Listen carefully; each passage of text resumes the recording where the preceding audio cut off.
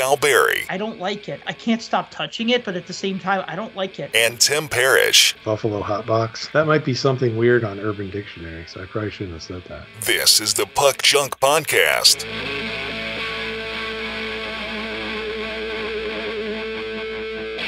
Hello and welcome to the Puck Junk Hockey Podcast. I'm Sal Berry, and with me is Tim Parish, and today we're going to talk about the 2022-23 Upper Deck Artifacts hockey card set, which just came out not too long ago. We're going to also talk about some other hobby happenings, and we're going to talk about some NHL stuff. Tim, what's going on? It's been about 2 weeks since our last show because I was busy getting ready for the Chicago Sports Spectacular, so I couldn't be editing a podcast. So I'm wondering what you did since we weren't podcasting. I'm sure you had a whole bunch of free time. I spent most of the time crying and sobbing to myself alone in a corner, a dark room. Because we didn't do a podcast last week? Yeah, it made me sad and depressed. I'm sorry. So if you ask me how I am now, I'm at least a 9.998 out of 10 because we are recording.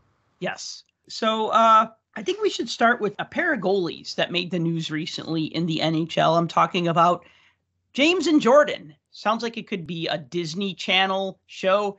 Now return to the adventures of James and Jordan. One doesn't want to wear a Pride jersey. The other one has emotional outbursts when his team is losing. Two fun-loving goalies that are in the news this week. It's interesting that you use those two names, even though those are their names. You would think we're talking about basketball with the two best basketball players of all time. Oh my God, you're right. James and Jordan, right? Yeah, see? It's funny though, because everybody just calls LeBron James LeBron. Like nobody ever says when I'm selling at a show, do you have any James cards? They'll say, do you got any LeBron? Do you have any LeBron James cards or any LeBron? So you're right, but I never think of him as James. If somebody asked me for James cards, I'd be like, did they make cards from that band? They only had one hit, so. 2 hits. 2? I don't remember the second one. Okay, what's the first one? Well, it was Laid. That was the only one I know. Yes. What was the other one? Say something. Say something. I did. I said Laid. Something, anything. Oh, I don't know that one. That was out of my reach. You know, it's funny that you mentioned the song Laid by James, because I realized that people just like it for the chorus, which is just him going, yee! Yeah, the yodeling part. Yeah, exactly. It was kind of like the Mr. Brightside of like 20 years ago. Almost 30 years ago. God, I'm getting old. I feel like every generation has a song that comes out that's got some kind of thing like that in it. Some kind of whiny, emo-y, screechy, yodely. You can go back to the 70s with Hocus Pocus by Focus. That's got a lot of yodeling in it. I don't know that song. You'll have to look it up. I'll look it up. Put a link to it in the notes. Oh, God. You'll thank me later. Must we? Oh, God. Okay. So anyways, getting back on topic, let's start with Jordan Binnington. Did you watch that game? The Blues and Wild game where the Blues lost 8-5 to the Wild last week, Wednesday? I didn't watch the game, but I watched the highlights afterward and the Donnybrook that broke out. I had that game on. Yeah, that game started out pretty okay, and then it got pretty intense in the second period. But for those who haven't seen it, I think everybody's pretty much seen, at least, like you said, the highlights. The Blues were getting trounced. They were playing at home. Jordan Binnington was upset, and first he skates by the Wild bench, and he's challenging or yelling at all the players. I mean, fittingly, Ric Flair was in the building. It was Ric Flair night. They were giving away Ric Flair bobbleheads. Darren Pang even wore a Ric Flair wig when he was doing his in-between the benches thing. He had on a long blonde wig, and he was holding up the Ric Flair bobblehead, so it was kind of funny. But, he's doing this WWE stuff where he's skating by, yelling at the Wild. And then when Ryan Hartman scored a goal, and what happened was Binnington slid out of the crease, and he spun around. And as he spun around, his leg stuck out. And Hartman skated by, and his leg hit Binnington's leg. But it's only because Binnington did a 180, and his leg was extended. So Hartman kind of tripped over him, but he was going to his teammates to celebrate, right? Then Binnington skates up and starts punching Ryan Hartman with his blocker. Of course, everybody starts grabbing and swinging and whatnot. And Marc-Andre Fleury. But don't forget, he still had his stick in his hand, too. So. Oh, okay. That looked like it was going to fly and crack somebody upside the skull. At least drop the stick, right? Yeah. So Because he came yes, swinging over the top, and he had a stick in his hand, so it looked like he was going right at him. so Marc-Andre Fleury skates over to challenge him to a fight, to basically like, let's go, right? He was mic'd up, yeah. So he tosses off his mask, drops his gloves. He tries to intervene, because the ref or linesman has Binnington restrained, and they wouldn't let him fight. And then they tossed Binnington from the game, and then Binnington ends up, he got a 2 for leaving the crease, 5 for a match penalty for punching Ryan Hartman with his blocker, and then a game misconduct. And then he got a 2-game suspension for that. So that's what happened. Them's the facts. First of all, it was awesome that Fleury's mic'd up, because if there's any goaltender you want to have a mic on and they're going to throw down, it's got to be Flower, because he's hilarious. And as you can hear in the playback of the audio, he is pleading with the referees to let him go and let him fight. He's just telling them, come on, it'll be fun. It'll energize the crowd. The crowd will get into it. Come on. And I mean, the refs aren't having any part of that. I mean, they keep the two of them away from each other. They don't even really get into it at all. And for people that like hockey fights, those referees are easily persona non grata. I mean, come on. I mean, okay, fine, you're breaking up a fight, but you're breaking up a potential goalie fight, which don't happen that often. With so much emphasis on taking fighting out of hockey, it's still entertaining. I'm not going to lie. I don't like fighting for no apparent reason, which I guess there's never an apparent reason. I don't like the retaliation fights for like clean hits and stuff like that. I think those are stupid. But come on. A goaltender goes after a guy because he's frustrated and ticked off, because he's given up goal after goal after goal and his team isn't playing in front of him, to go after players when that's essentially like somebody coming after me or you wearing a full suit of armor with a flamethrower. I can't do anything to you, but you could certainly hurt me. I don't know about the flamethrower, but maybe a hatchet. But why not level the playing field and let the other guy that's wearing all of that? I will hire my champion. He's down there. Give him 3 seconds to skate over here. And they did that, and the refs weren't having it. I've never been in a hockey fight, and I've never been in a hockey fight with a goalie or anybody. I've never been in a hockey fight.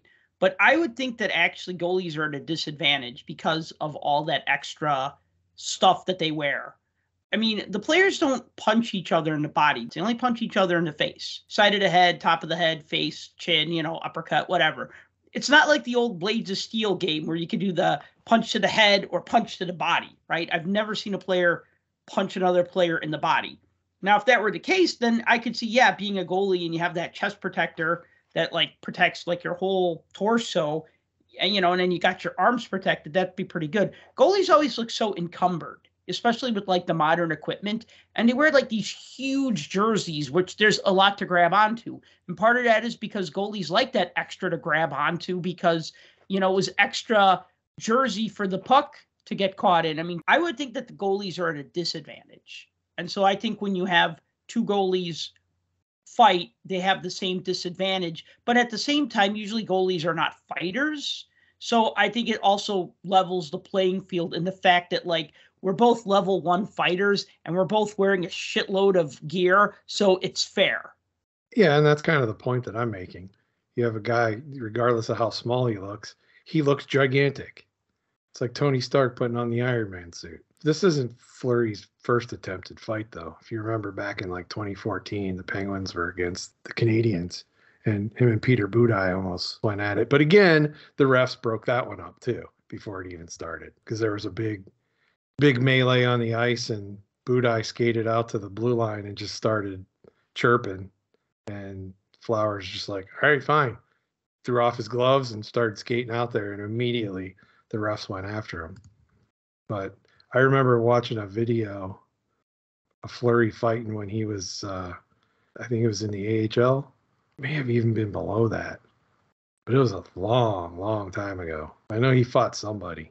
Cape Breton. Was that junior, I think? Maybe that was junior, yeah. Yeah. He had an actual goalie fight then that actually lasted for a little while, if I remember the video right. But yeah, so it's like, we get deprived of these goalie fights, and having a guy with a personality like that to get involved with something at that level is certainly fun to watch when it happens, but stinking refs. Do you remember the South Park episode where Timmy and Jimmy got into a fight and Cartman was running around and he was yelling, "Cripple fight," and everybody would come to watch him fight?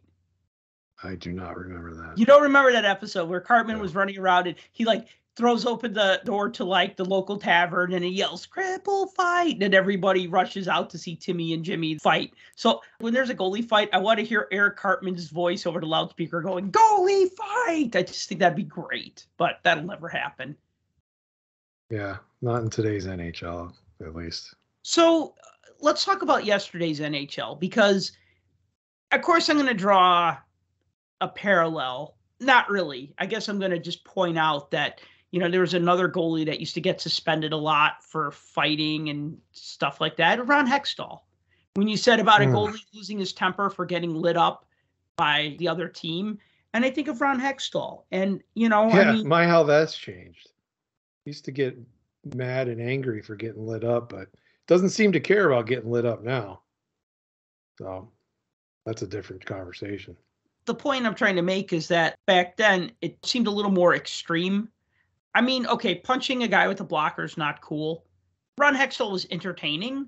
I don't know if what he did was cool either, but I feel like if Ron Hextall went after a player, it was because he was mad and he wanted to fight that player.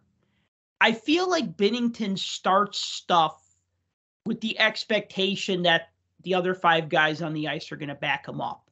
And I feel like Ron Hextall would start stuff and he wasn't saying, "Oh, I'm going to start things and then my teammates are going to back me up." I mean, that would happen anyways. But I felt like Ron Hextall, when he went after Chris Chelios in the 89 playoffs, he was mad and he wanted to fight. And he wasn't like, "Well, I'm going to start something and then everyone else is going to pounce on this guy." You know what I mean? Does that kind of make sense? I feel like Binnington starts things, but then it's like his teammates are on the hook for backing him up. Jordan's starting another fight. Guess we're going to have to drop our gloves and square up and pull him out of this one, Yeah, I mean, it makes sense because obviously we're in a time where not only do they not let goalies fight, but rarely do you see the other players fight. So I'm sure he's thinking that. Do I think he would back off of somebody? I don't know. I think he'd throw down to get in a scrap. They don't build goalies like they used to, though. There are no Ron Hextalls anymore. There are no Billy Smiths anymore that are just going to slash the crap out of you when you're standing in front of him with his stick. It's just different. The closest we had was Ray Emery. Rest in peace. We deal with the cards that were dealt, and that's how the NHL is now. So do I want to see fighting gone out of hockey? No. Am I okay that it's been tempered? I guess. But don't ban it like the Q is doing. I saw that came out.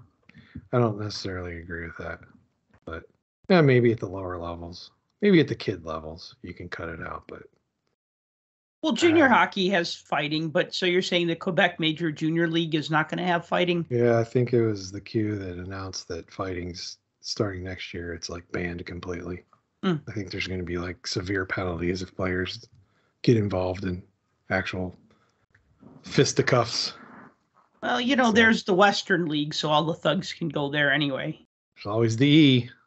The E cleaned up its act, supposedly. Cleaned up. ECHL? Yeah. But now we're talking about minor league hockey. That's a different thing. I mean, you got to get to that point. And if you're good enough to go past the junior levels and stuff, but you're not quite good enough for the NHL, it's one of your options. Right.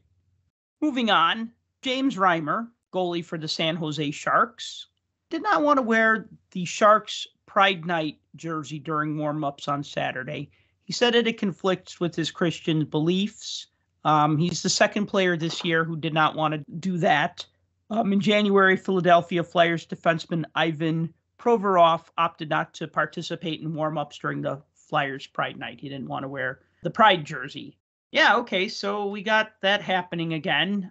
I don't know if I want to read Binnington's statement, because their statements always sound so nice. Like, I support everybody and I love everybody, but I choose not to support them in this way, kind of thing. I'm paraphrasing, but that's kind of what it is. I mean, I don't know what to think about this. Like, the thing is like, if I was an NHL player and they said, here, go put on this jersey and warm up, I do it because I don't care. It doesn't bother me, right? I support the LGBTQA plus community.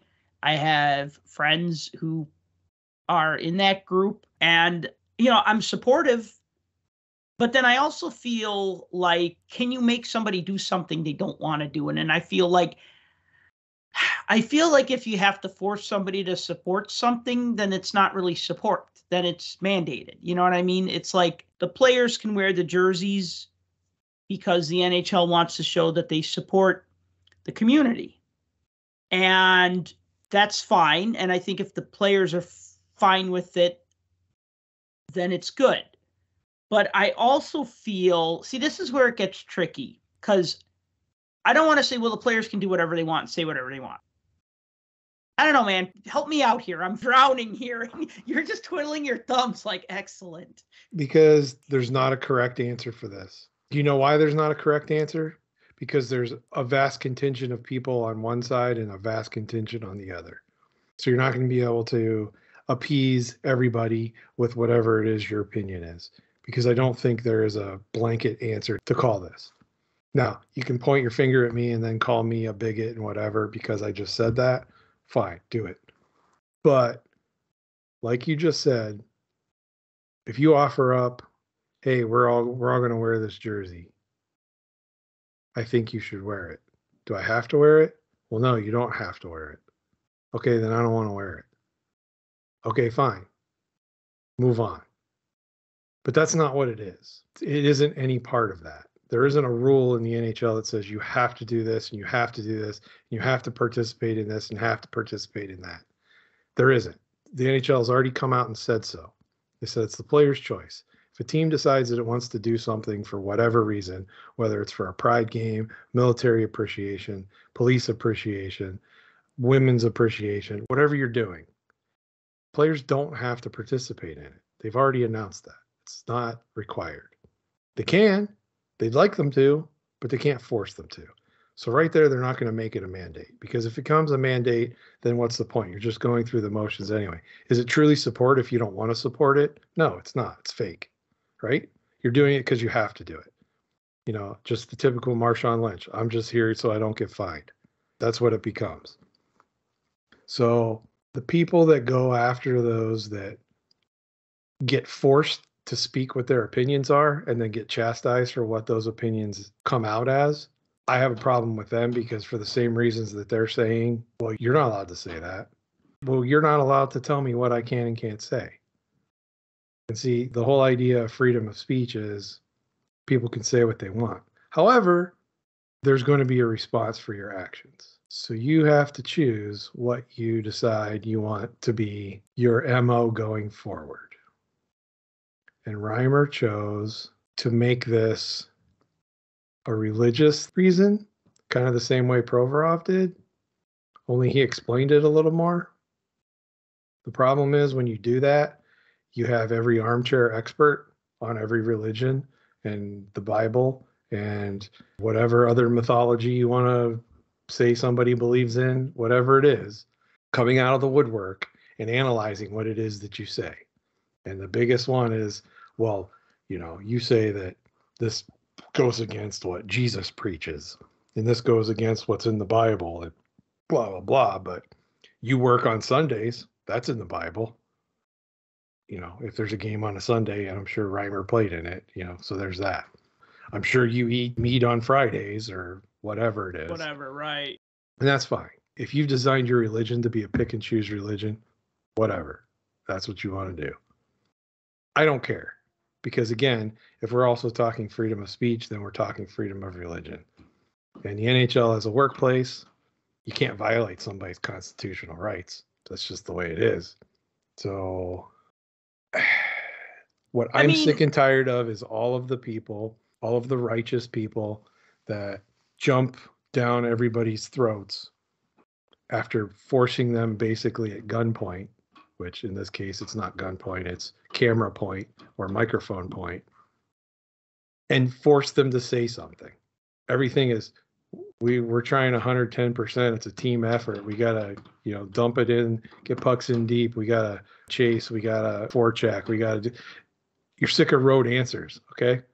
So somebody gives you their actual opinion on something, and that's not good either, because it's not the popular opinion, and it's not what you want to hear.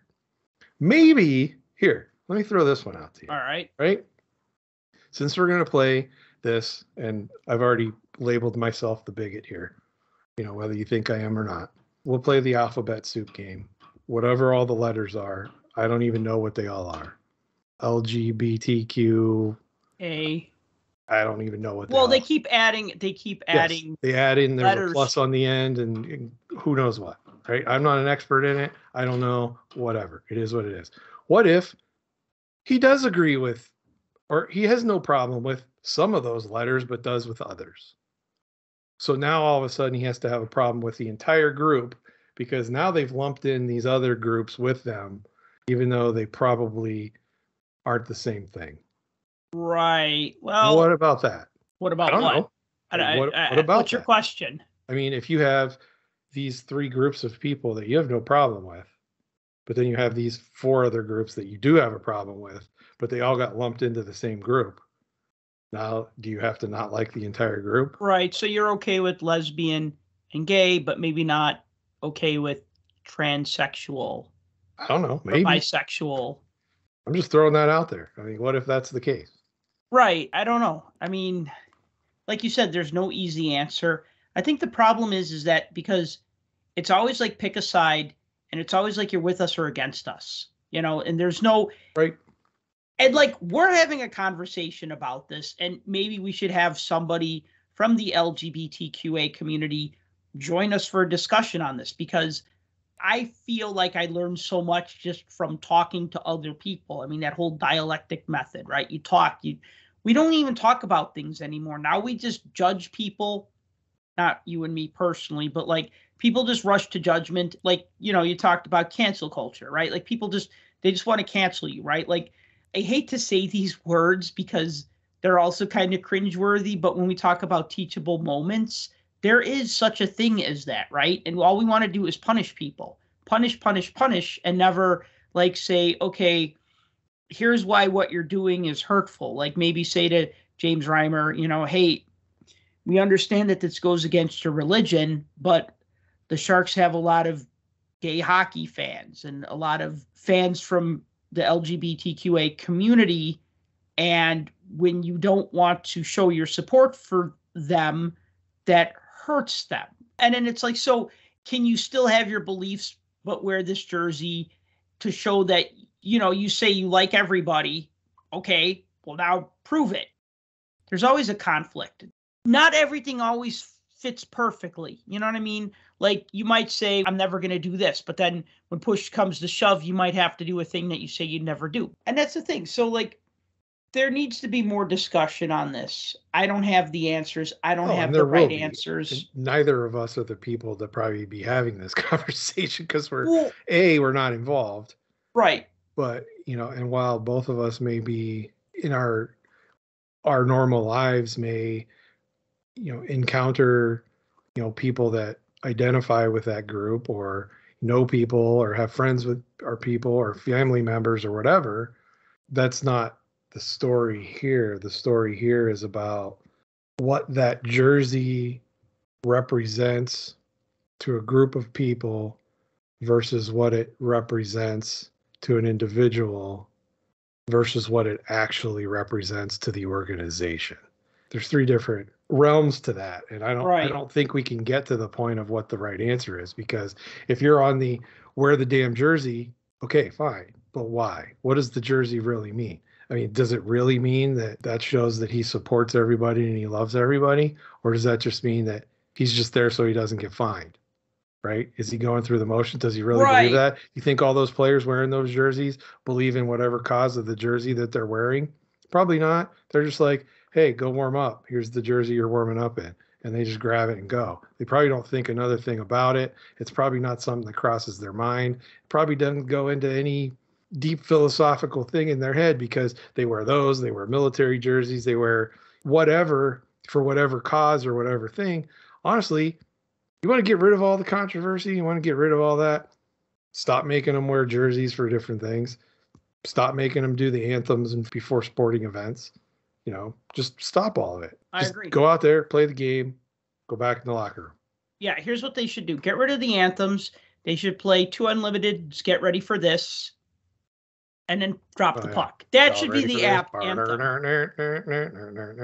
Yeah, they can do that. They should play that. They play that when the players come out, and then the music will fade out, and then they'll line up for the face-off. That's what they'll do. Here's a crazy idea. What if just they said to all the players, hey, if you want to wear this jersey, wear it, and if you don't, don't. That'll piss everybody off.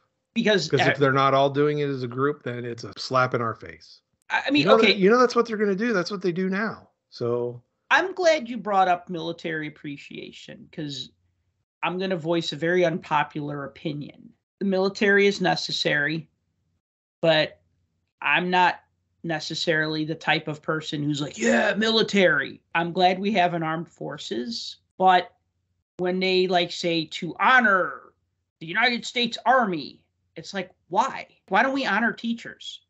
How about to honor teachers? We're going to wear teacher appreciation jerseys. How about the garbage men who keep the streets clean and collect the trash, right? I feel like, and that's my point. No, but where do you draw the line? But you brought up military and police, and those are two things I feel very strongly about, right? The police have been getting a bad rap these past few years, wouldn't you say? Of course. Yeah, and we know that there's bad cops and we know that there's good cops, right? But I don't know if we necessarily need to show our appreciation for the police before a hockey game. The police get paid. They get paid to do a job. The military get paid to do a job. So I don't feel like we need to beat our chests and show how, oh yes, we love our people with guns type of thing.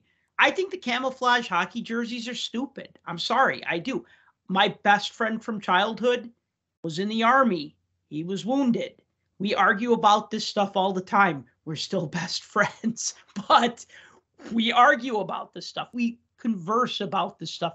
We try to see each other's point of view about this stuff. We try to reach some sort of understanding about this stuff, right? So I don't know. Maybe you're right. Maybe just get rid of it altogether. I mean, that's the thing. It's okay, tonight is whatever night, whatever subjugated people we're going to skate out here on the ice but that's a little different though. And I'm glad you brought that. Sorry, I interrupted, but you just made me think of something.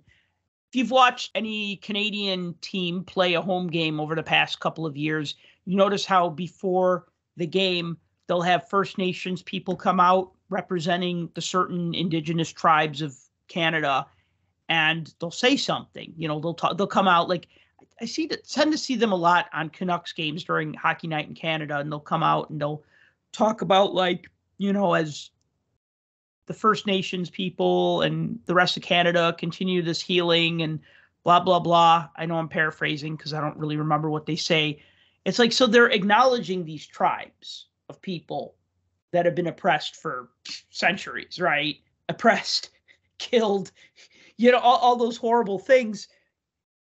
And I feel like sometimes the NHL tries too hard to say, yeah, Canada's been really shitty to the Indigenous people, so now we're going to make up for it by letting them drop a puck before the hockey game. But then I kind of feel like that doesn't, it's an overcompensation, but not in the right way, if that makes sense. But again, it's another one of those catch-22s. If you don't do anything, you're insensitive. If you do too much, you come across as browbeating it and pandering. I can go to the extremes and say just wipe it all out, but obviously that's not an answer either because it's just not going to happen. It's not. I think it is great. If for nothing else, they make money off of those jerseys. So I think it is great that the NHL raises awareness of people who are oppressed or people who have been excluded. And so you're recognizing their existence, and there is power in that. There is power in that. As far as the auctioning off jerseys, I'll tell you one thing that really upset me a couple weeks back. It was the auction part of this. So not the first part, but the second part.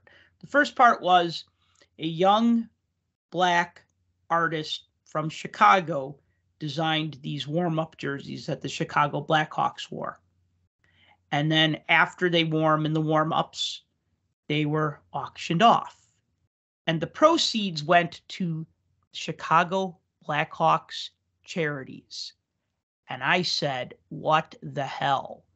Why wouldn't they go to something like the United Negro College Fund or something to advance things for Black people? You hire this young Black artist to create these warm-up jerseys. The players wear them, and then you auction them off, and then the proceeds go to Chicago Blackhawks charities. What are their charities? Well, I'm sure they donate the money to whatever they want to, and maybe it does go to a cause that would be appropriate. But what bothers me about that is then that becomes a tax write-off for them because they donate to their own charity, and then that becomes a write-off for them. And I hate that. I hate that whole idea. Right? Well, let's be honest. If they donated to any charity, it'd be a tax write-off because that's how corporations work. Don't think they're doing it out of the kindness of their heart. No, I don't think they are at all. But what I'm saying is like donating it to your own charity, which in turn can then like, oh, the Chicago Blackhawks charity has donated $5 million to this. And you go, yay, that's great. Chicago Blackhawks charity is so generous. But that's money that they collected from auctioning off, warm-up jerseys and stuff like that. But and your point is it's not the team donating the money. It's all of us that are buying all their shit that are donating the money. Right, but then they get the credit for it because it's from. I got you. Put it this way: if the Blackhawks had Pride Night jerseys and they hired a gay artist to design Pride Night jerseys, and then those were auctioned off, that should go directly to something to advance the LGBTQA community and not to the Chicago Blackhawks charity, who in turn might give it then to an appropriate charity. You see what I mean? I just hate that extra step. Well, that's the unfortunate step that you have in any corporate type scenario like that. This is not a topic that's neatly wrapped up, so maybe it'd be best to move along. Yeah. Let's see. What do you want to talk about? You want to talk about Signature Legends? I know you were all hot and bothered about this set. Did you buy a box? I can't find a box. Cannot find a box. Nope. It was $200 a box. It's $200 now.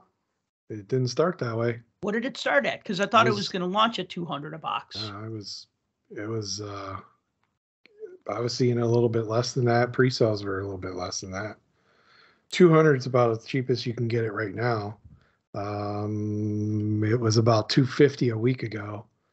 I haven't found very many places that have it in stock. Let's put it that way. Wait, so it went from less than 200 to 250 to about 200. 250 when everybody was sold out of it. And then I found a couple places online that have it again for 200. But I can't find any places. The 3 closest actual physical brick and mortar places around me, they don't have it. So no, I have not picked any up, but I've been watching. I bid on some singles that I'm looking for, and hopefully those result well and kind of go from there. But what's driving this demand isn't the fact that people are anxiously trying to find their Tony Tanti autograph cards. It's that they're searching high and low for these Future Watch autos. That's what's driving this product. And I thought it was going to be a little gimmicky. Turns out people are latching onto this because you got to think about it. These guys that are included in this set, especially with the checklist for the Future Watch autos, these are all guys from the era where everything was overproduced and rookie cards aren't worth a thing when it comes to dollar values. This is before SP existed. There were no Future Watch autos back then. So the fact that you're able to get a Future Watch auto card of Wayne Gretzky, yeah, it's not a 1979, 1980 Topps or O-Pee-Chee card, but it's the name. And people buy the name, as we've already seen by the cup. That's what people go after because it's that prestige, right?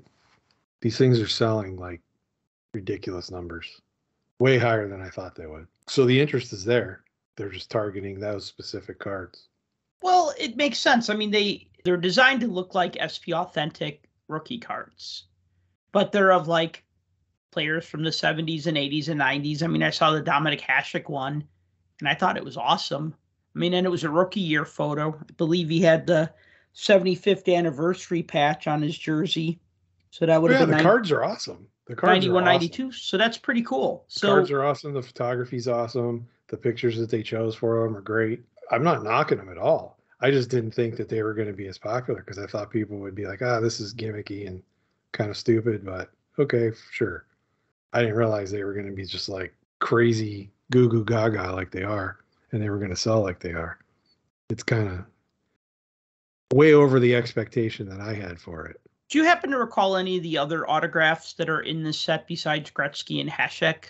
Like I said, there's a lot of those early 90s guys in there. So Forsberg, Mike Modano. Think of all the guys from like 89, 90, 91, 92. All the rookies from those years. Ronick's in there. Rod Brindamore. Also like Lanny McDonald, Mike Bossy, Bernie Nichols, Brian Trottier, Paul Coffey. These are all Future Watch autos? Yes. Doug Gilmore, Felix Potvin, Owen Nolan, Bernie Perrott, Bill Barber, Ted Lindsay, Marcel Dion, Dave Schultz, Chris Pronger, Ron Hextall, Sakic, Messier. Even the likes of Tim Kerr and Guy Lapointe and Nick Lidstrom and Randy Carlisle and Steve Larmer, Adam Graves. A lot of the big names that are in the regular set, plus a mixture of some other guys that you wouldn't normally expect, like a Dave Taylor or a Frank Mahavlich or a Brian Propp. So the potential of getting Future Watch autos of all of these guys is like pretty good, especially considering half of them are numbered out of 199, like another 25% are out of 99, and the rest are out of 49. Like all the big dogs are out of 49, like Yager and Brodeur and Patrick Waugh and Mario and out of 49. Wow, yeah. That's harsh. The Hasek's out of 49 too. That's too bad. That's the only one I really want. I'm sure you'll be able to find it. It might not be cheap. Brett Hall too. There's a Brett Hall in the Calgary Flames. Yeah, as he should be. That's what seems to be driving the product right now. So maybe stores will get these back in. I don't know. There's supposed to be a retail version of it as well. I haven't seen those come out yet. So what's going on with TikTok as far as breaking goes? Because I know that there's been a lot of talk about TikTok and the United States government wanting to ban it because it's owned by a Chinese company. And they feel that like China is putting spyware into this app to spy on the people who are using it. You know, there's been talk about that, and the Chinese company is like, oh no, well, you know, of course we don't do any of that. And then there's pressure to sell it to an American company. But of course, the Chinese company doesn't want to do that. I mean, they have like the most popular app at the moment right now. And of course you wouldn't want to sell it. But you say that something happened with people who do box breaks or case breaks and post them to TikTok. Well, the other thing about TikTok too is, remember, they're not their own company. They're owned by a bigger company. They're owned by ByteDance, which is headquartered in Beijing. And we still haven't gotten a straight answer from anybody that works at TikTok as to whether or not the board of directors of that company is made up of everyone in the Communist Party over there. So we'll see how that plays out in the end. But yeah, as far as the breakers go, they've been basically kicked off of TikTok.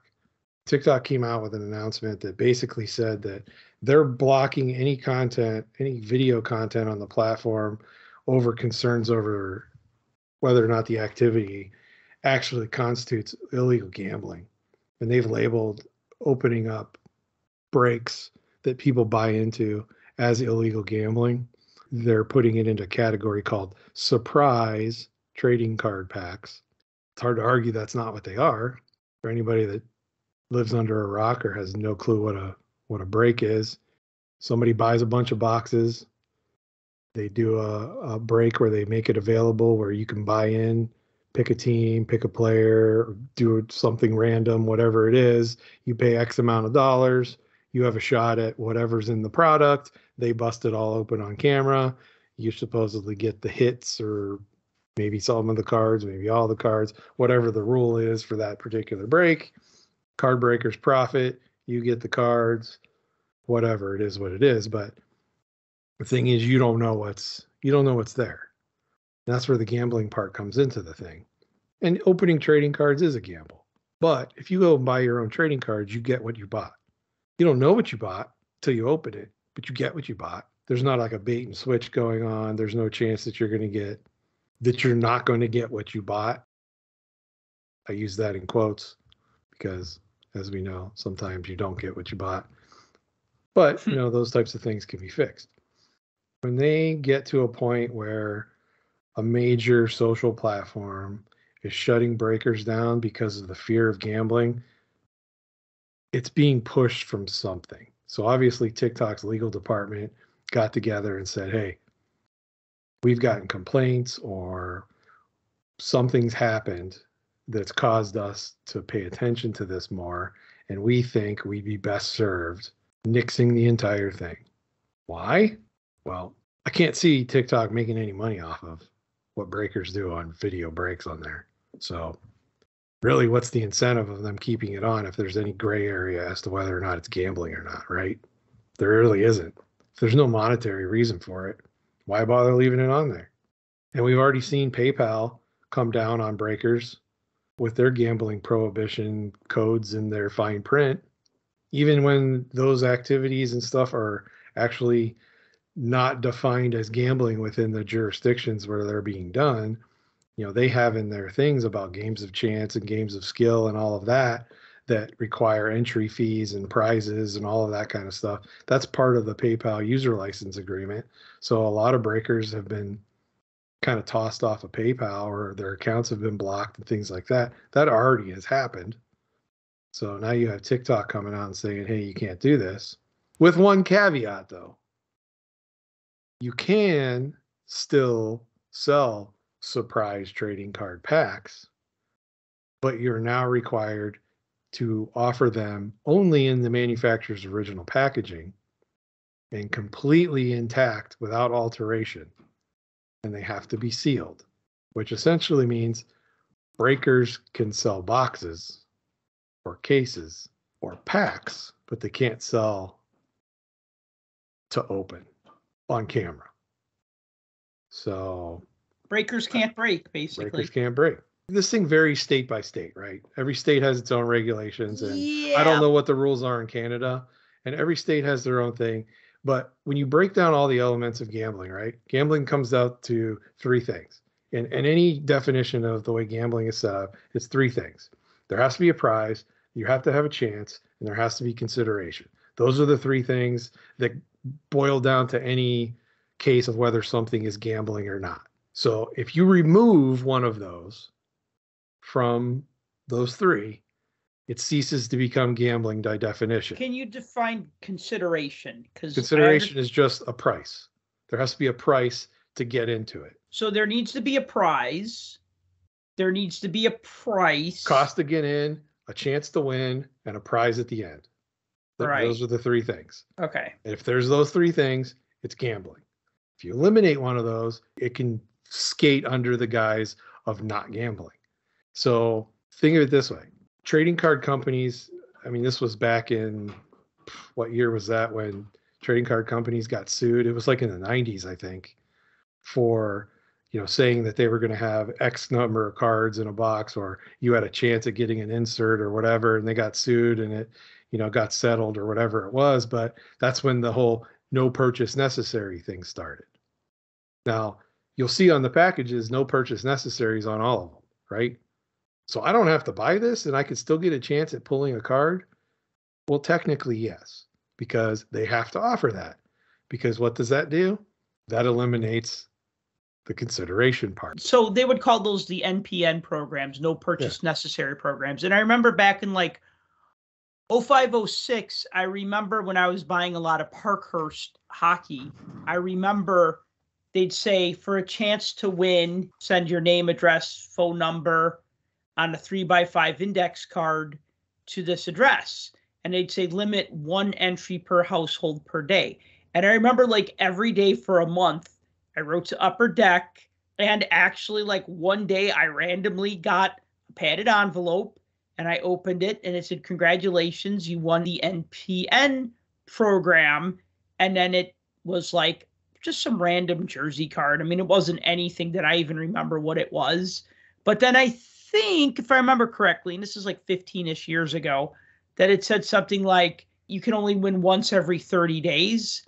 And so I'm like, oh, okay, well, since I won, I got to wait before I write in again. And then I just never did it again. It's like, well, if this is what I'm going to win, then forget it. So I'm looking at the back of a box of 2122 O-Pee-Chee because I had an empty one sitting over here. No purchase necessary, right on the back. To enter to win an insert card.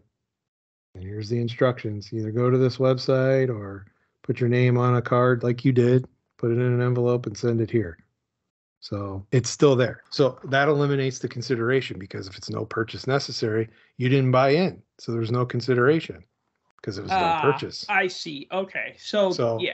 It's not an illegal contest, right? Because it's no purchase necessary. So that's how they do that. And find me a breaker that has that. You want to be in this break? I'll let you in my break for free. No, doesn't happen. I know most people who listen to this know how breaks work. Basically, you kick in a certain dollar amount. So say I buy a box of Upper Deck Series 1 and I say $50 a team. I'm just using easy math, right? 32 teams, $50, whatever. I can make a lot of money. And you pull Detroit Red Wings and you get all the Detroit Red Wings. Or maybe you randomly, I say you pull, I mean you either are assigned a team randomly, that's a random team break, or to pick your team, PYT. And to pick your teams, they usually charge you more based on what the team is. So like in, say, 22-23 Upper Deck Series 1, you'd pay more for Seattle Kraken because you could potentially get a Matty Beniers Young Gun, right? That'd be a good team to get, right? Whereas like Chicago Blackhawks would be far less because I don't think they have any good young guns in Series 1 or any good prospects lately. Lucas Reichel. Well, okay, Lucas Reichel, that's a good one. But anyway, it's gambling. We agree it's gambling, right? You're paying money. You can win a prize. And what was the other thing? There has to be a chance. You have to have a chance of winning. So if you say that you have a chance of winning a Matty Beniers Young Gun, but you know that there isn't a Matty Beniers Young Gun in those boxes, there's no chance. That's false advertising. So the boxes that you're opening or whatever you're doing, they may contain what it is you're saying that there's a chance that you can win. Now, let me throw something out real quick, because I know for a little while Jim Howard was participating into buying into box breaks. And I forgot what year this was. I'll have to link to it. But he bought into a box break. Islanders was the team that he was given. And they did the box break before the checklist was released. Like they were so anxious to like start breaking boxes and sell those spots. So he drew Islanders and he got 2 base cards for like $15 is what he spent.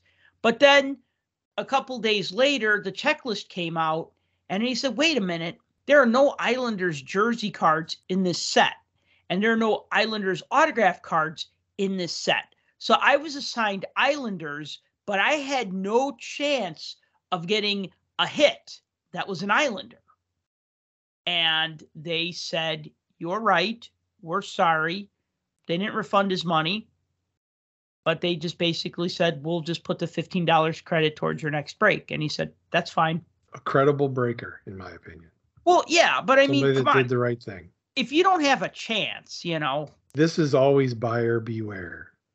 Always. Breaks are always buyer beware. If you don't do your homework about, first of all, the product that you're going into break with. That's most important. Don't just buy into breaks because you love the adrenaline rush and the breaker is your drug dealer and the boxes are your drug. Yeah. Don't do that because that's stupid and that's silly. Know what you're buying. Know what options you have. Know what the chances of what you're going to get. You know, don't overpay for a break that you have no chance of getting something in. And granted, if there's no checklist available for something, they probably shouldn't be breaking it anyway, because how would they know how to fairly price it? That's a whole different conversation. 2, know the breaker that you're dealing with. If you're new to it and you've never dealt with these people before, ask around, ask people what they're like. Look up their information, whether it's on eBay or whatever platform that they use. Find out what's going on and figure out if they're reputable or not. Because God knows we live in a society now in the last few years when it comes to the hobby that there's plenty of breakers out there, and there's a pile as high as Mount Everest of ones that aren't very good and ones that are shady. The list goes on, and I'm not going to start naming names because you know who they are. And if you listen to the show before, you know who they are. If you listen to any of the shows out there, you know who they are. And you follow social media in the hobby, you know who they are. We've got rumors floating around that there's manufacturers like feeding loaded boxes to certain breakers. If they appear trustworthy and you didn't do any research, again, buyer beware. What's the Latin term? Caveat emptor. Yes, buyer beware. Yeah, let the buyer beware. And that's exactly it. You have to get to the point where you know what you're doing. Look, I've done plenty of breaks over the years. I bought into breaks a bunch of times just because. Sometimes it's been curiosity about the product because I didn't open it myself and I don't have it available. Other times it's been an expensive product I didn't want to buy. Wanted to take a shot at a team and see what I got. That's usually the case because 9 times out of 10, if I want a product, I'll go buy the product. You're never going to see me jump into a cup break, especially with some of the ones I've seen recently floating around on social media where the breaker is pocketing over $1,000 after all said and done, based off of normal pricing of what it would cost to buy, plus adding in certain percentages for shipping and expenses. It is still pocketing about $1,000. Well, they do it to that make kind money, of stuff, though. But that kind of stuff, that's silly. That's blows my mind silly. And if you want to stuff their pockets, by all means. If they're offering you glitz and glamour and fireworks and explosions and all of that keeps you engaged and you love that content, great. Do it. Feed their kitties for them. I'm not going to do that. But I guess the bigger thing about all of this, TikTok cuts them out. Who's next? Who's the next social media that are going to say, you know what? They had the right idea. We should probably do that too. Is it going to be YouTube? Because YouTube's not monetizing any of this stuff. They're not making money off of it unless you're selling ad space. Facebook, is Facebook going to cut them out? Twitch, are they going to cut them out? Twitter, any of these platforms, or are they going to come in and be like, hey, this is gambling. We can't be part of that. We're cutting it out. Who's going to be next? The other thing is, none of this is regulated, right? Never has been, probably never will be. If it was, we probably wouldn't have this problem. But then again, if it was regulated, it'd probably be more expensive. It might be. That's going to cut into the breaker's profits, and it's also going to probably cost the buyer more, potentially. And it might. Oh, and then you have to report it as a winning. So then you pull a Cole Caulfield autographed cup card, and it has a value on eBay of $4,000, right? So then you have to pay taxes on that winning. So, yeah, it would actually cost the buyer more money. It would. And the thing is, it boils down to who would get involved. I mean, obviously, it's going to be lawmakers that would get involved. It's going to be the government that gets involved. I'm going to tell you right now, the government doesn't care. They don't care about this stuff. They don't care about breakers. They don't care about this. I'd be shocked if there was anybody even had this on their radar or whatever. But what if the government did get involved? Let's say they did. We all know how the government is when they get involved with stuff. They start putting in regulations. They start putting in oversight. And I'm not saying that this industry doesn't need that. But generally, rather than address the individual problems, which would be the untrustworthy breakers, the fraud that goes on, the backdoor deals that go down, those types of things that screw over the consumer, what they do is they take a broad swipe at everything and they screw everybody because that's the only way they know how to fix things. They don't pick and choose the individual problems. They just wipe it all out. So that's kind of what the government regulation would do. State licensure, maybe, because you have state regulated gambling things. And if you're going to label this gambling, why not make breakers go out and get a license? to do breaking. Call it a breaking license, just like a business license. There'll be liability for it. There'll be review over the license. They have to apply. They have to go through the process, get the license to be able to break. They're a licensed breaker, gives them that more prestige, that more level of trustability, maybe puts them in a different category. That's probably all going to be a moot point because, as we all know and is looming in the background, Fanatics is about to become controlling of pretty much all the licensing except hockey for now. They're going to be controlling product production, product release, product distribution. There's talk that they're going to be, if not acquiring a platform to use for their own breaking, they're going to create their own. It's going to be one or the other. What's that going to do? Is that going to cut out all the other alternatives?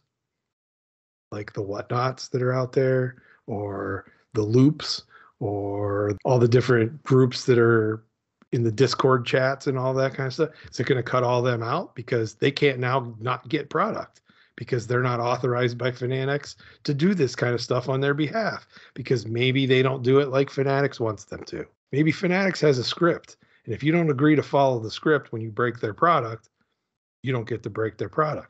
So they could cut breakers out completely and do it all in-house and do it all themselves.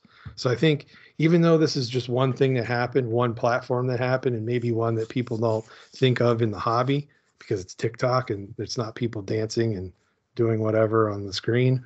Obviously, you can tell I use TikTok every day. This could be the first domino, really. I don't know. I think it's something to watch. All right, moving on. I was at the Chicago Sports Spectacular this past weekend. I just want to talk about that real quick. I was set up to sell. It was okay. It wasn't as good of a show as I had hoped. It was a more solid show back in November. I definitely am feeling that some of that fervor has died down of the card craze of 2020, 2021. All of 2021, all card shows were just like ridiculous. 2022, very, very good. Now, first major show of 2023 I've done, and it was okay. It was okay. I mean, I did a Ludex show earlier this year, and, that was okay too, but that's a smaller one-day show. 3-day shows, you can really sink or swim. Like a one-day show, you might pony up $40-50 for a table, and if you don't make your table, you go, all right, it's $50, right? Not the end of the world. Bigger show, you're looking at like $400-500. That's a lot of overhead, and a bad day could really sink you. So just a couple of thoughts about the show. There were a lot of autograph guests, but there were only 2 hockey players. There was Ray Bourque and Bobby Orr. Now, I'm going to ask you, without looking it up, because you could look it up and find this out online. Bobby Orr, $199 for an autograph on a puck or a flat up to 11x14. And I'm pretty sure if you really wanted an 11x14 photo of Bobby Orr signed, you could probably find one for less than that from, like, say, Frozen Pond or something like that, or Fanatics. I'm sure you could. $249 for a stick. There were a lot of people getting sticks signed. Equipment or multi-signed items, meaning items that were signed by other players. Oh, by the way, all of these said in parentheses, non-rookie card. So there was a separate fee if you wanted to get a Bobby Orr 66-67 Topps card signed. How much do you think it was to get a rookie card signed? If it was $199 for a flat or a puck, $249 for stick equipment or multi-signed item, how much do you think a rookie card was? I don't want to burst your bubble because I already know the answer, but all right, well then just say it. $900.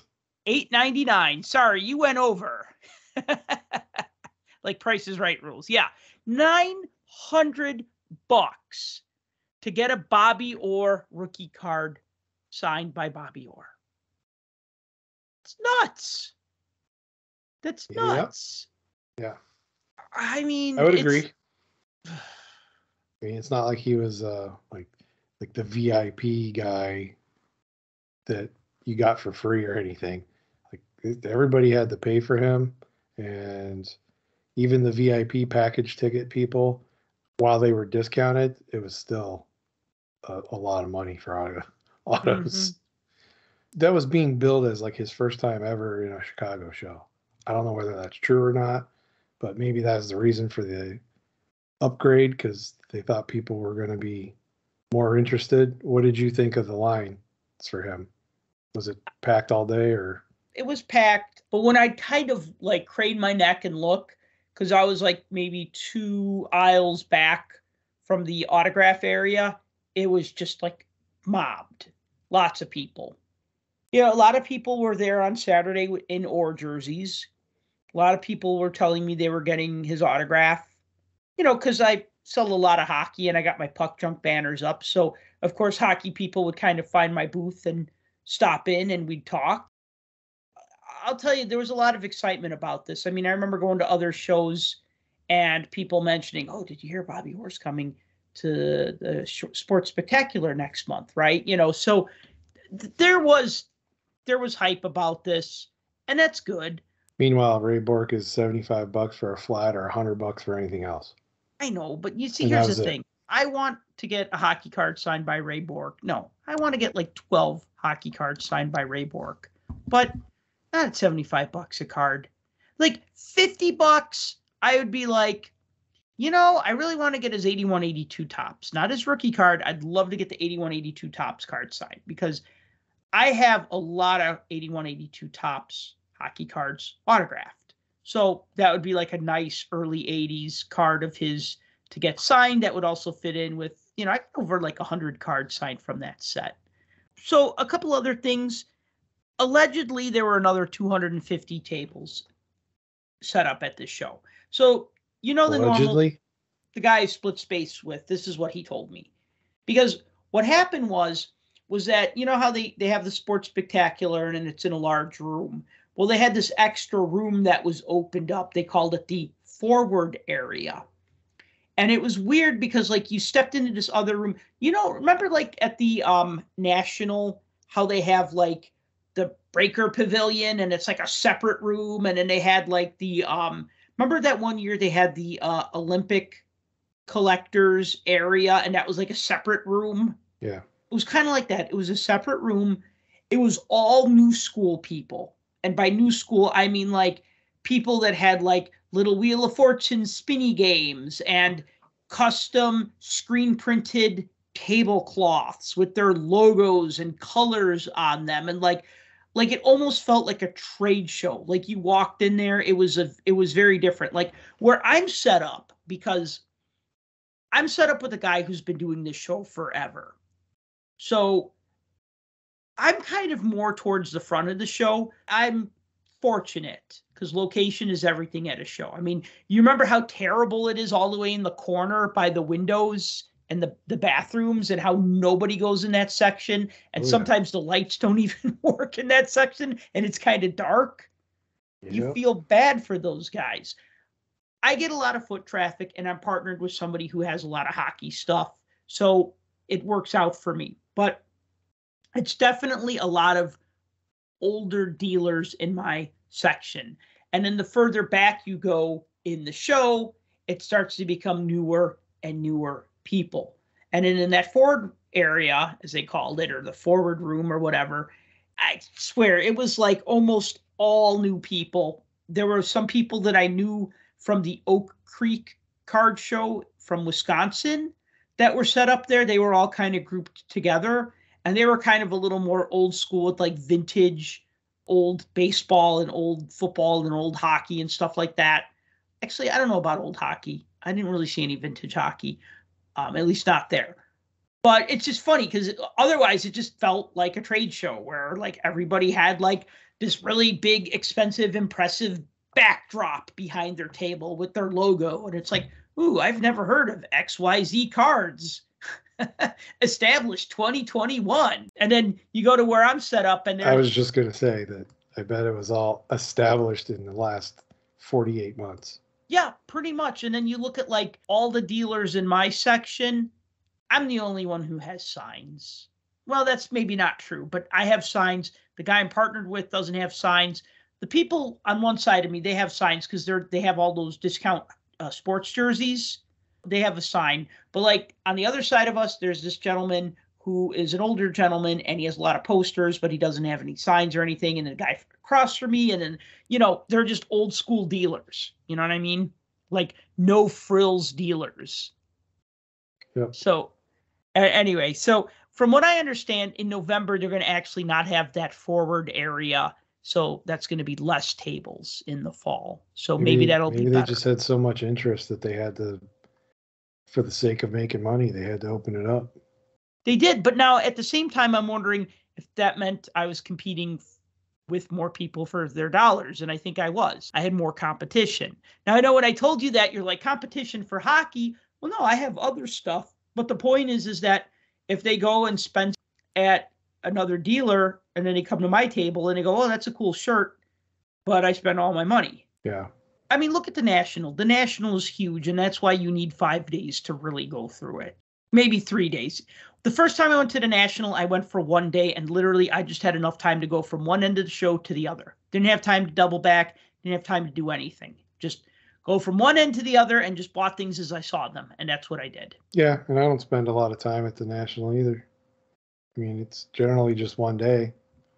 Obviously, I don't get to every single table, but I know what I want. I'm only looking for certain things, and I know what to look for. And if I don't see it within a couple seconds, I'm out. Next guy. So a couple of other observations besides the more tables equals more competition. Most dealers I spoke with reported that the Friday sales were pretty good, but the Saturday sales were kind of disappointing. Now, not every single dealer I spoke with said that, but almost everyone said that, yeah, Friday was good. Friday was actually, hey, all right, this is going to be a good show. And then Saturday, they did less sales on Saturday than Friday, which is unheard of. Usually Saturday's the strong day. Part of that could be because on Friday, a lot of people came because there were $20 autograph guests. No hockey guys, but guys like Jack McDowell, Anthony Thomas, Otis Wilson, Ray Mercer, Michael Moore, Junior Jones, who are signing any item $20, right? So that was a bit of a draw on Friday. On Saturday, they didn't have any $20 autograph signers, $40 and up or $35 and up, with a lot of them being, $199 or $79 or $149 or whatever. The other thing that stood out to me is I saw a lot of young kids, 4 or 5 young kids who were brand new Ranger fans because Patrick Kane got traded to the Rangers. It's funny because you always ask to cheer for the team or the player. And, I remember one dad came in with 2 small boys and they were wearing Rangers jackets. And I said, oh, you guys are Rangers fans. But the dad was wearing a Cubs hat. So I was a little perplexed by that. And he's like, yeah, they're Rangers fans because Patrick Kane is now on the Rangers. And then 2 days later, another dad with 2 little boys came in and they wanted Patrick Kane cards and they were Rangers fans as well because Patrick Kane's on the Rangers, which I just thought was an interesting observation that and that there was definitely some interest in his cards. A little bit of a spike in his interest because he's with the Rangers and he's starting to play pretty well for them. And then when he retires, will they still be Rangers fans? That's my question. So it doesn't matter. When he retires, he's going to sign a 1-day contract with the Blackhawks and come back. Woof. I hate that. One thing that was nice, I had a couple of podcast listeners stop by, said how much they liked the show. Really? Yeah. That was cool. They weren't throwing rotten vegetables at you from a distance? No, but I threw them each a t-shirt. So, That's cool. One of the Puck Junk logo t-shirts. I wore that yesterday, actually. Comfortable. It's nice that there were like some actual hockey collectors who came to my table. I was actually joking with a couple of them. I was saying how when people say, do you have hockey cards? And I go, why, yes, I do. And then I kind of like show them my cases. And then they roll their eyes and walk away like I insulted them. Because when they say, do you have any hockey cards? What they really mean is, do you have any PSA 10 Ovechkin Young Guns? When they say hockey cards, that's what they mean. So when they say, do you have any hockey cards? And I say, yeah, here, take a look. And they go, oh, wow, you get a lot of nice stuff. That feels good. Even if they don't buy anything, that feels good. Well, it feels better if they buy something. But it feels good that to real collectors, they like what I have. And the guys who just want to flip stuff don't like what I have. or that want to buy a high-end graded card don't like my stuff. I mean, you can't please everybody. Nope. It's nice when people think the stuff that you have is cool. Yeah. I mean, anytime you can get compliment, sometimes that's the thing. Speaking of compliments, I understand you left a compliment for an eBay seller recently. Do you care to elaborate on that? Would I care to? Rather not, but I left my first mean tweet. No, I'm just kidding. I left my first negative comment on the seller. Complaint. I thought for the it was first time. Complaint. This is like the first time in well over 10 years I haven't left a negative for anybody on eBay. This was the first one. Guy basically called me a liar. I'll break it down for you. Bought something back in February. It finally showed up to the house a few days ago in one of those We Care packages from the lovely post office with a shredded envelope. The card was inside the envelope, so you think, oh, well, maybe it's okay. Now he sent it, charged $3 in shipping and sent it in a PWE with a stamp on it. Put it in a screw down holder inside the envelope. Didn't secure it to anything. Not that that would have made a difference, because as everybody that ships on eBay knows, standard plain white envelopes are shipped standard first class letter mail, which is all machine sorted and goes through a machine. And if it's thicker than a 1/4 inch and it's not consistent, it's going to get jacked up when it goes through the machine. Maybe it won't. Chances are it will. And it did. Crushed it. Crushed the screw down. The whole screw piece around the top was all cracked around it. It was broken off. The bottom corner got crushed and smashed, which then damaged the card, bent the corner, right where the cut in the acrylic was. So it was a mess. So I pulled it out of there and I was like, well, maybe the card's okay. And then I picked up the case and it wasn't. I let the guy know and explained it all to him, but I politely started it off with, I'm sure this is the first time this has ever happened to you, but, and I explained what happened. And the guy's like, I mean, considering this is the first time I've ever heard anything like that, I think that's a stretch. Essentially calling me a liar. So I gave him a few days to make another comment because I sent him pictures and I told him, I said, well, I sent you all the pictures. Here you go. And left it go for a couple of days and no response. So, oh well. That's what happens. Did you file a complaint with eBay? Did I file a complaint? No. Are you going to? No, because I'm not sending the card back. I had a card that came to me damaged. It was an 8x10 card from 97-98 Leaf Studio. Mm-hmm. It was one of the cards with all the little holes in it that made like the player. It's called a silhouette. The silhouette card, yeah. Yeah, it's basically a bunch of little pinholes in the card, and you hold it up to light, and you see a silhouette of the player. So anyway, the guy mailed it in a regular envelope, like not a regular envelope. It was a manila envelope, so it was an 8.5 by 11 envelope. And then he took 2 9-pocket pages and he taped them around the card. And then he slid in a piece of cardboard to keep the card stiff. But the piece of cardboard was smaller than the card. So, of course, it got bent in the mail because it was kind of floppy. And you have a piece of cardboard that's smaller and the trading card, which is bigger because it's an 8x10 card. So it got bent kind of around the cardboard a little bit. So it had a crease. Or it had some sort of damage. Now, I don't have a picture of it in front of me. And the guy said, well, if you look at the picture in the auction, it has damage. And I go, yeah, that's true. It does have some noticeable flaws. I'll give you that. But now look at this picture that I'm sending you, and you can see the flaws that the card now has because of the way you shipped it. I reached out to eBay, and they refunded my money. Did you have to return it? I did not. Oh, so what card did you buy? I guess we should know this. This is another Parkhurst Guerin rookie. Bill Guerin, 91-92 Parkhurst update. Yeah. So you're the reason why nobody can have this card because you have like 400 of them now? Correct. How many do you have? Not 400. More than 9? Yes. So you can fill a 9-pocket page. I fill a few of them.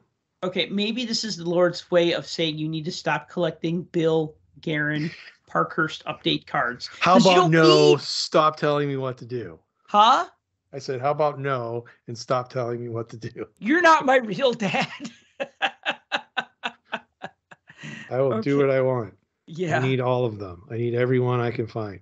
No, I mean, if I see them and I find them, I try to get them. Yeah. Okay, first of all, they're not the most sought after card. But at the same time, they don't pop up that often. I mean, it was a mail order set. And a lot of those sets didn't get broken up, nor did they get redeemed for that matter. So yeah, it's a junk wax era, and there probably are a million of them. But when there's 20 million of the other ones, that makes it a little more scarce. Very true. And if there's a million of them and 750,000 of them never got sent out to consumers, where did they go? They get burned up in a fire, thrown to the bottom of the river? Are they still in the upper floor of a warehouse somewhere? I don't know. Well, No remember, Parkhurst was made by Pro Set back in 91, 92.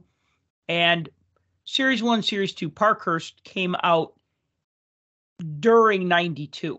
Like, Series 1 came out at the beginning of 1992.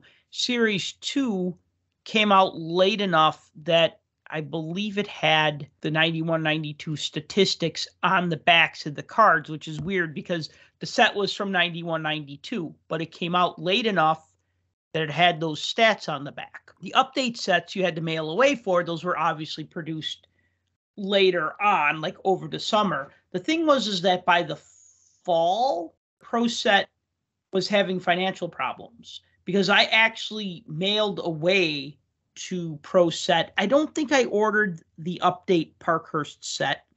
I do know I ordered a Blackhawks throwback jersey from them, and they sent back my check and a letter, and they said we're no longer doing mail order. So there was a very short window of time to order that set that the Bill Guerin card that you bought came from, as you know. Yeah, and those numbers I was throwing out, the millions of numbers, I mean, those are probably not right. In fact, honestly, I like to shroud myself in secrecy, but I mean, to be honest with you, I've read before that there were 15,000 of those sets made, the update sets for the mail order.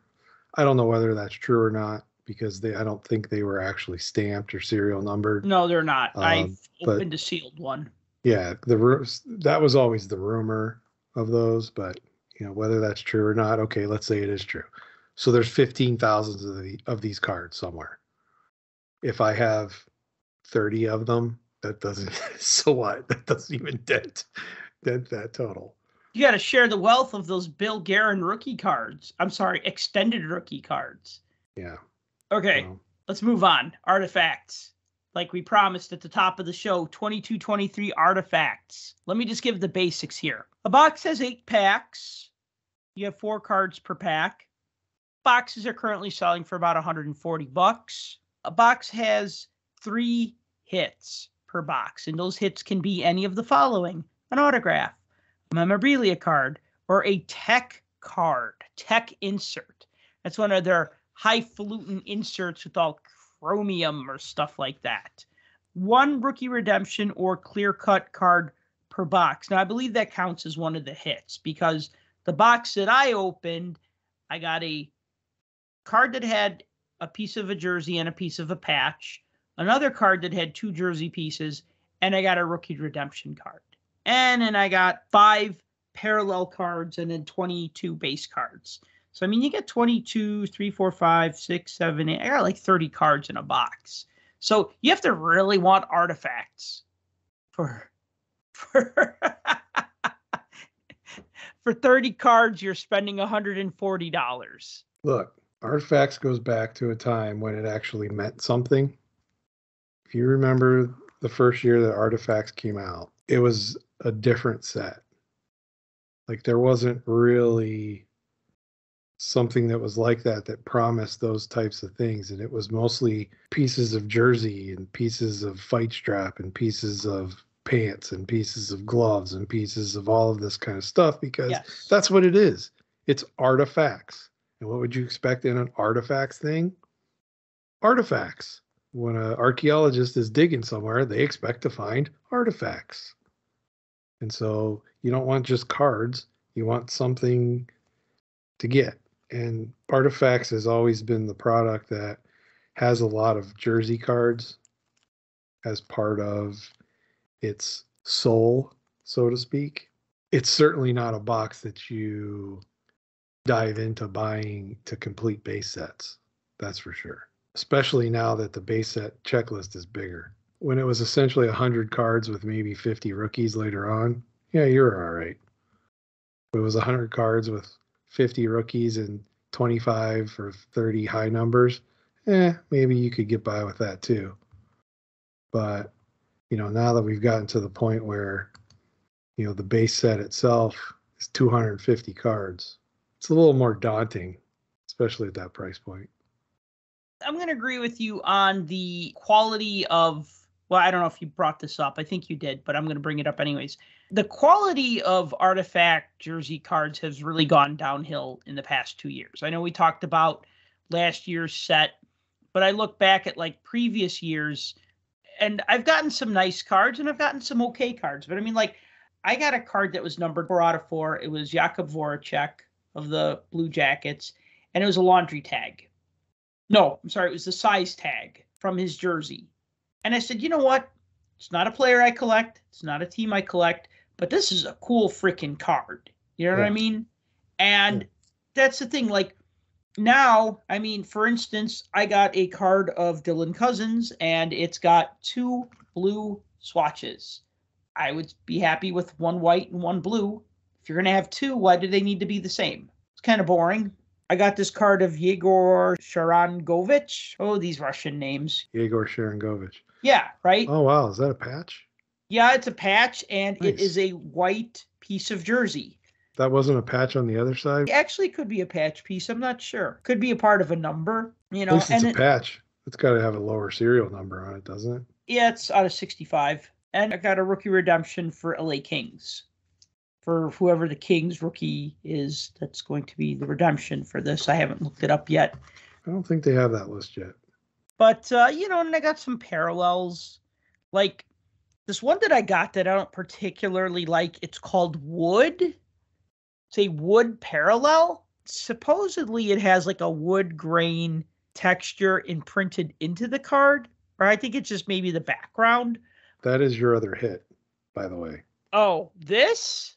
That is one of the tech cards. Oh, weak. Okay, let me explain to you guys real quick. This card is called Wood, right? That's the name of the parallel. But let me tell you what it feels like. It feels like stadium floor is what I'd call it. It's like that kind of sticky, tacky feel. You know what I mean? Like, like when you go to like a game and like your feet stick to the floor. That's what this card feels like.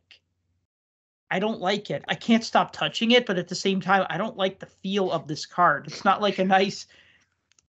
You're like, I don't like it, but I can't stop touching it. Well, you know what it's like? It's like velour and like a card. It doesn't feel like that, but like I hate that feeling of velour. But like when I was a kid, I'd like run my hands over velour seats and be like, ugh, that's icky. But then I keep doing it anyways. Like, ugh, I don't like the way that feels, right? If you're going to caress a card, you probably want to caress something like super high gloss. Like you think of like an 0506 Beehive. Those have a nice real glossy feel to them, right? And this has like a sticky feel to it. Like you would put this on the floor to keep people from falling or something. That's the tech insert. I do like the fact that it has rainbow foil, but other than that, and you get all these other different flavors. You get your red cards and your green cards and your purple cards and your autumn cards, which is just a nice way of saying orange. So, yeah, I mean, they've gotten nuts with all the different parallels and, yeah, a tech card called Wood that doesn't feel like wood. When I heard they were going to be wood inserts, wood in finger quotes, I thought they were going to be like etched in wood. I'm like, oh, that's kind of cool. But that's not what this is. Yeah, so your other options there, other than wood, would also be leather, which I pulled a leather out of the box. This nice Peter Forsberg one that I'm. How does it feel? Sort of feels like leather. Okay. It's got a very leathery feel to it. like that smooth but a little bit resistant to your finger. Mm-hmm. I can't say that I like or don't like rubbing my finger on it, but it is does have a leathery feel to it. The other option for that would be plexi. Those are much more rare. I think those are like one every 2 boxes or so, maybe 3 boxes. And I'm going to guess those are see-through or printed on plexiglass, I would assume. I haven't seen one yet, but those are the 3 types of tech card. And that is one of those hits, just to let you know. So that was one of those 3, and you got the wood. You got wood. So Joyous. there you go. There you go. There's always been parallels to artifacts. There's nothing I can say to that because they've always existed. Have they gone overboard? Maybe. Yeah, kind of. Yeah, I mean, let's put it this way. So those tech cards, they're not in the base cards. They're only in the stars and goalies or the legends. So it's not like there's those 3 versions for all of the base cards. As far as everything else goes, that's a different story. So like ruby, copper, royal blue, emerald, autumn, rose, yellow, pink, purple, blue diamonds, purple horseshoes, all of that. All of those colors that they have, which I think even the retail has its own, like a jungle spectrum or something it's called, I think. Jungle platinum, jungle spectrum, something like that. Those are rare. They're like very few. I think I saw a couple floating around on eBay, but so yeah, there's a lot of different ones. And you're like, well, why do they do this? You already have O-Pee-Chee Platinum with a million different parallels, and you have Allure with a million different parallels. This is the world we're in now. Everybody wants to chase some kind of rainbow and have a bunch of variety and have a bunch of options. So this is what we end up with. We have it in every release. So this is where we're at. Even regular base O-Pee-Chee this year has extra parallels that haven't been in it before. You're like, that's blasphemous. Well, it is what it is.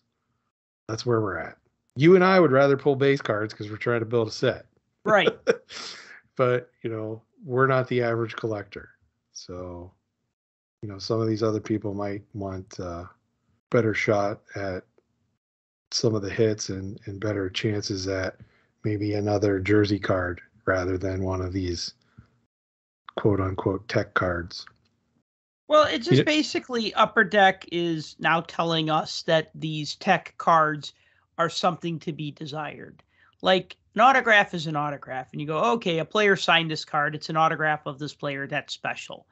A jersey card, you go, all right, it's a piece of a jersey, game used jersey, or sometimes a stick or whatever. And you go, okay, that's special. Even though I'm not a super huge fan of game used cards over the years, I've kind of warmed up to them a bit.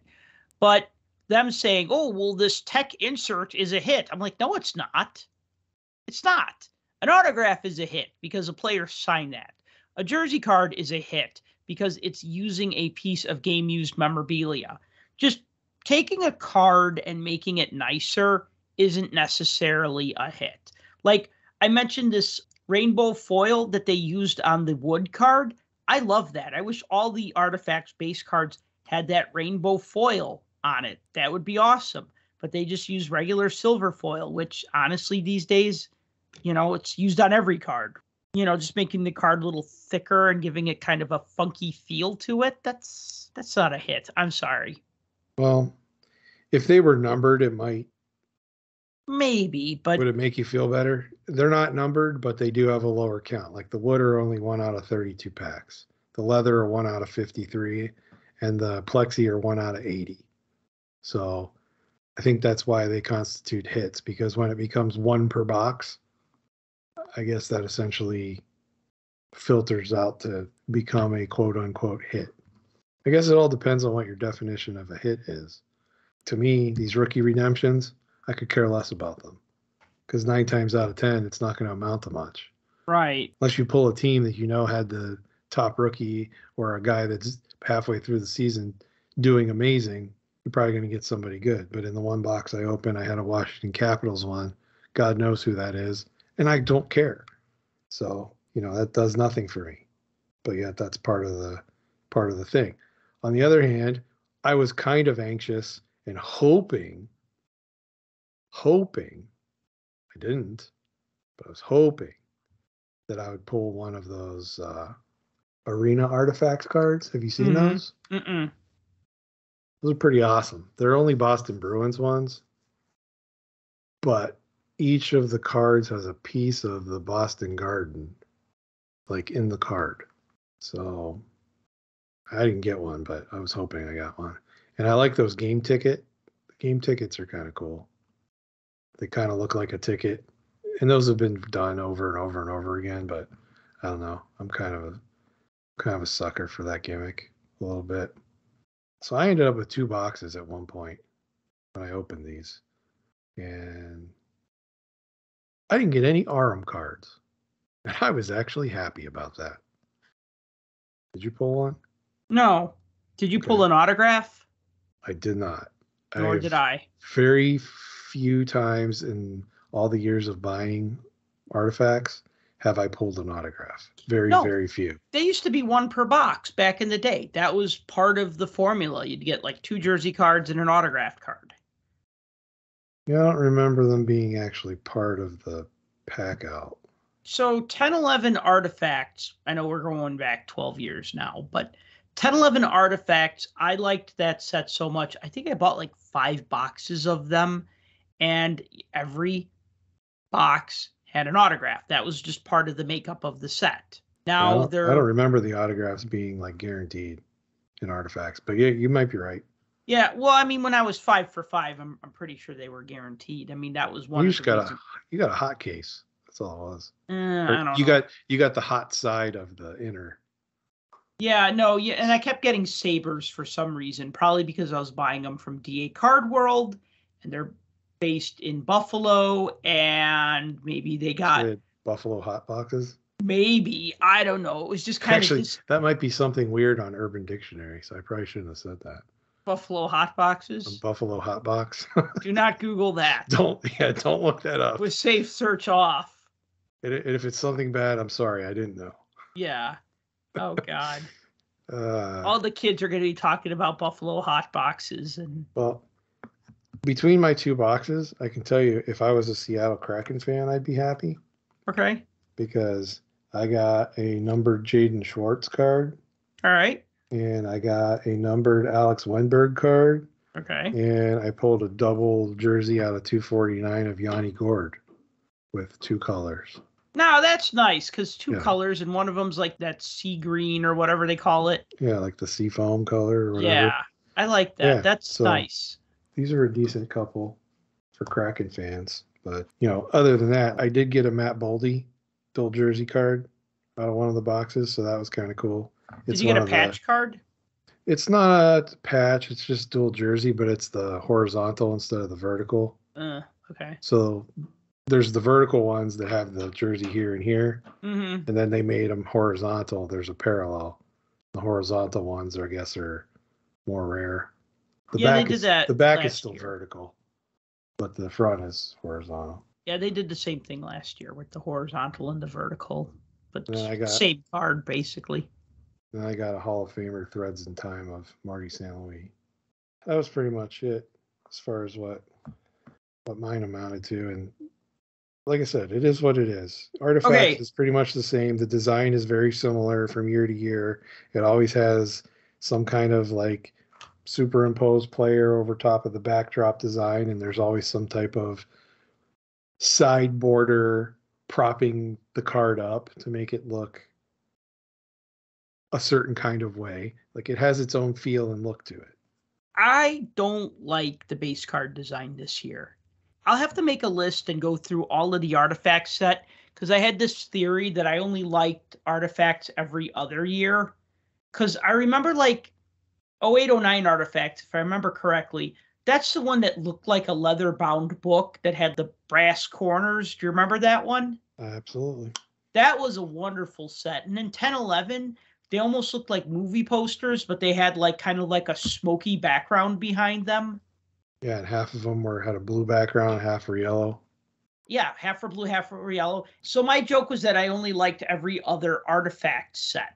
So what I like about Artifacts is that they kind of have that look of like an old world map or a leather bound book, or like last year, wasn't it like a thumbprint or something that it had in the background, or was it a piece of tape, hockey tape, or what was it? It was like a fingerprint or something.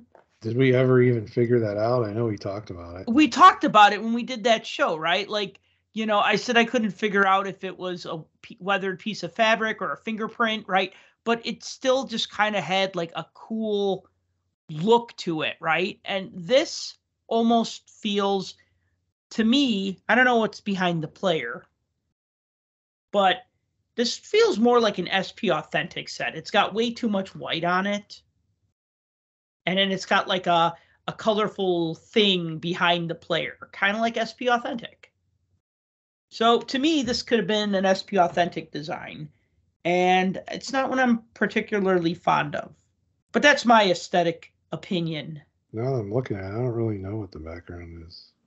Yeah, I mean, that's okay. I mean, it's just a background. Maybe if you turn it sideways, it could be a scroll that's been rolled out. Yeah, it kind of looks like a scroll. You take the border pieces as those little tasseled ends. Maybe it's a scroll that's rolled out.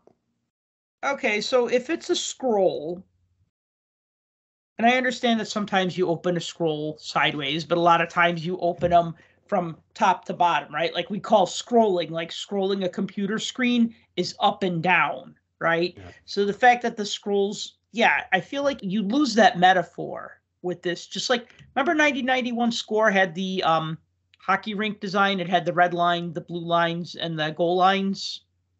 Yes. But then there were the sideway cards, and it didn't feel right. Like it looked right one way, but not the other way. Yeah. So the scroll would have maybe worked if they had the scroll on the top and the bottom. That might have worked. You know what? I'm starting to think it's something else now. There's something in the background. Depending on the card that you grab, especially if you have colored parallels, find some of the ones that have a lighter background. And there's a pattern back there that when you compare it to the ones with darker, it's on the darker ones. It's just harder to see. I don't know what that is. It almost looks like what you were saying originally. It almost looks like a map now that I'm looking at it. Yeah, I'm not so sure. So maybe it's a map on a scroll, but it just doesn't feel... It's not on the tech cards, because the tech cards, the background on leather is leather and the background on wood is wood. Right. But on the others, it almost looks like a map. I wonder, maybe it's a treasure. A national treasure. So I don't like the base card design. I'm underwhelmed by the jersey card designs. I didn't get an autograph. So I'm shooting blanks on this set. I try to be fair. And like I said, I like Artifacts every other year. It seems like I like Artifacts. Like I liked last year's base card design, and I'm actually trying to get all the Ryan O'Reilly rainbow variants of 21-22 Artifacts. As far as 22-23 Artifacts, look, people who are going to buy it are going to buy it whether I give it a thumbs up or a thumbs down or a thumbs sideways. Sometimes I can get really excited about Artifacts. This year, it's just not a set that I'm necessarily going to chase after. If I find a base set for cheap, I'll buy it because I like cheap base sets, because I like cards. I like hockey cards. And even like a bad set of hockey cards, I still want in my collection because it's a set of hockey cards. And I'm not saying that this is a bad set of hockey cards. I'm just saying that it doesn't appeal to me. But even like a set where I go, oh, that design is not so great, I still want the set. I'm not going to kid myself. But this isn't one of them? This isn't one of the sets that I'm going to chase after. I'll pick up the cards of the players that I collect, and that's about it. Not like back in the day when even if I got jersey cards of players I didn't necessarily collect, they were still really cool jersey cards. Now they're just kind of, you get 2 blue swatches, which I guess is better than 2 white swatches. But if you're going to give me a jersey card of a Sabres player, give me one of each color. That's fine. Yeah, and again, this isn't for everybody, because if you're a set builder, it's going to be tough. Mm-hmm. Building a base set, I'm sure you'll find them posted online for sale because of the case breakers that maybe put them together. Chances are you're not going to find the complete sets, because the 1 through 100, those are easy to find. Everything else is short printed beyond 100. So you still have another 100 cards that you got to go after. Plus with parallels, the fact that there's 3, 4, 5, 6, 7, 8, 9, 10, 11, 12, 13, 14 parallels to just the base cards, and then add into that the tech parallels for all the stars and rookies and everything else. So that's a lot. It's definitely a lot to go after. So this would be a very daunting task, that's for sure. So I don't think I'll be doing that this year. At least I haven't added that checklist to my ever-growing list of sets that I'm trying to build and probably never will finish. This isn't one that's popped up on there. Put it that way. All right. Well, I think we've said all we can say about this, unless you have any other thoughts. I don't know that I dislike it as much as you dislike it. It's just a set to me. It exists. Yeah. I acknowledge its existence, and I don't hate it. I don't hate it, says Tim Parish of puckjunk.com. Yeah, I acknowledge its right to exist, and I don't hate it. So there. Yes, a ringing endorsement indeed. Thank you for listening to the Puck Junk Hockey Podcast. As always, if you've enjoyed the show, please be sure to like and subscribe. Please write us a review if you get a chance, and please follow us on social media. Tim is at TheRealDFG, and I'm at Puck Junk. And until next time, collect what you like. For more hockey goodness, follow us on Twitter at Puck Junk.